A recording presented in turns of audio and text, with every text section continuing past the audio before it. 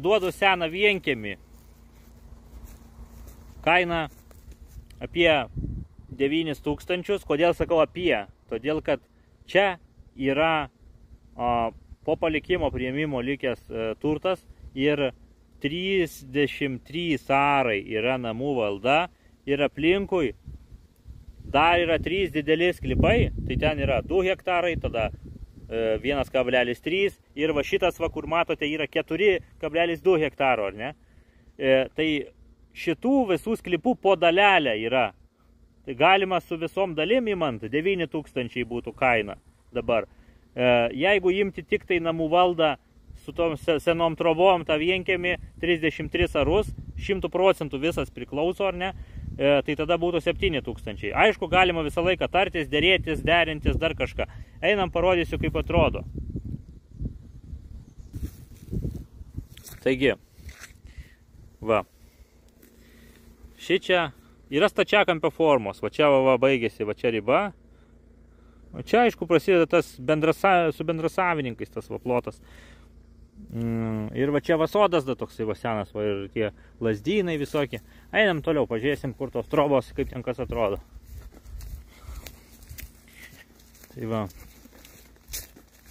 Trobos tikrai senos, čia va yra namas, skaitosi, čia ūkinis ant popieriaus, bet jie jau tokie jau ten nieko gero.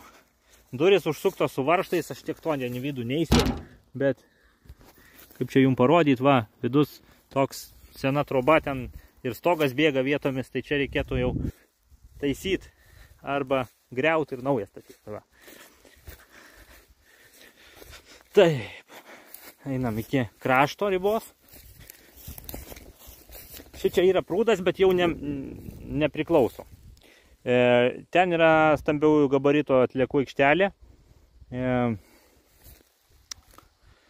Tai garantija, kad bus žvyrkelis nuvalytas visą laiką žiemą. Šičia va yra prūdas, va, vanduo tenais.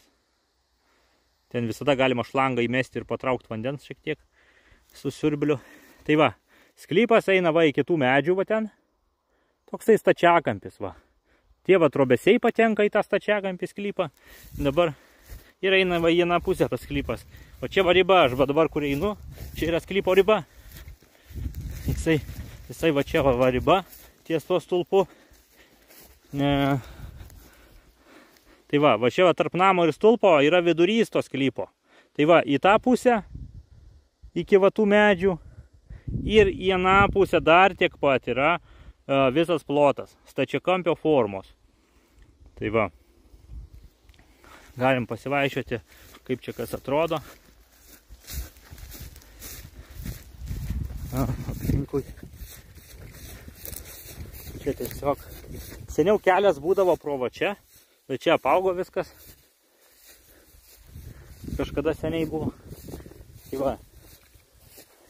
Iki va čia va, iki obels. Va.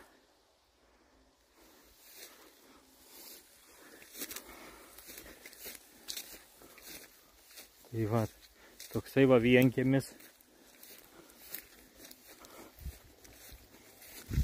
Tuoj apeisim šitą.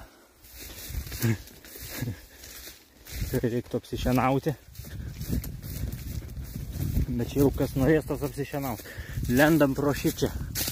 O, ir obolių radau skanių turbūt. Ir viską. Kažkas buvo nupjauta.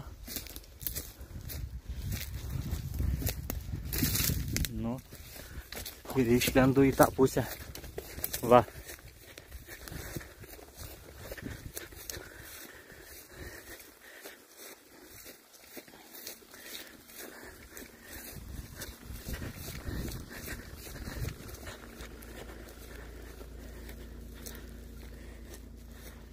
Tai va. Toks tas sklypas, 33 arai. Galite pasižiūrėti, yra įkelta prakalk.lt. Šitą sklypą rasite su visom nuotraukom ten ir panašiai. Šulinys yra ir 2 trobos. Galite nugriauti, apsiforminti renovaciją. šulinys va su vandeniu, ten dar vanduo matau. Ir pasistatyti naujus namus galite. Čia toksai namas buvo mažos kvadratūros, vienam gale tvartas, o kitam namas. Kaip seniau gyvendavo, būdavo, matyt, taupydavo labai. Jau čia pavargęs, va, rastai išklišę. Kaip sakant, ten va toks pečius. Einam, pažiūrėsim, gal galima net įeiti namą. Ai, čia spyna, tiek to.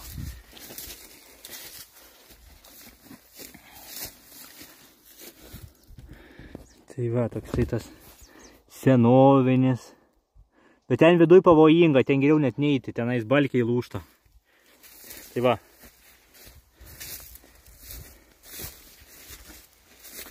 Čia yra 1 kilometras iki Jiezno.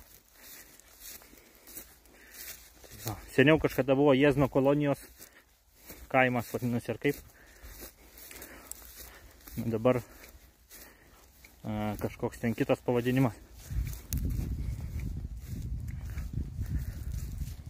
Lokacija labai gera, netoli miestas. Nu, jeigu tai galima pavadinti Jiezną miestu, nu toks miestukas ar ne, tada ten 12 km Birštonas, po to eina Prienai, Kaunas kažkur 45 km. Tai va, domina, daugiau informacijos, skambinkit, tarsimės, derinsimės kainą, atvažiuosit žiūrėti. Galit be manęs atvažiuoti, nesvarbu. Tai va. Ir tiek. Sekit kanalą, dalinkitės ir nepraleisite kitų video.